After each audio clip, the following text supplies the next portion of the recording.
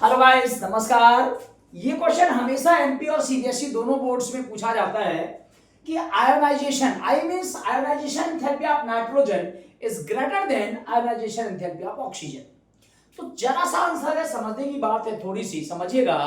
होता क्या है गाइस कि नाइट्रोजन का जब अपन इलेक्ट्रॉनिक कन्फिग्रेशन करते हैं तो नाइट्रोजन के आउटर मोस्ट शेल के पी ऑर्बिटल में 3 इलेक्ट्रॉन्स होते हैं, यानी इसका P orbital completely half filled होता है। कैसा होता है? हाफ फिल्ड होता है, ठीक है। और ये हाफ फिल्ड है तो मोर स्टेबल है। और ऑक्सीजन का जब अपन इलेक्ट्रॉनिक कन्फिग्रेशन करते हैं तो इसके 2p ऑर्बिटल में 4 इलेक्ट्रॉन्स होते हैं, यानी ना तो ये हाफ फिल्ड है और ना ही ये फुल फिल्ड है। कोई भी ऑर्बिटल दो कंडीशन में स्टेबल होता है, या तो हाफ फिल्ड रहे या कंप्लीटली फुलफिल रहे।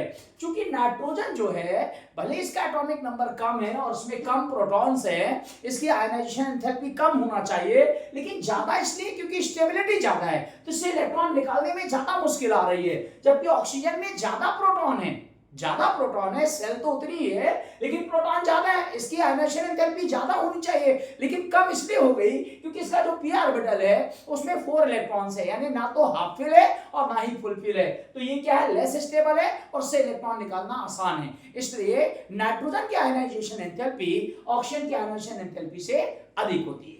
Thank you guys.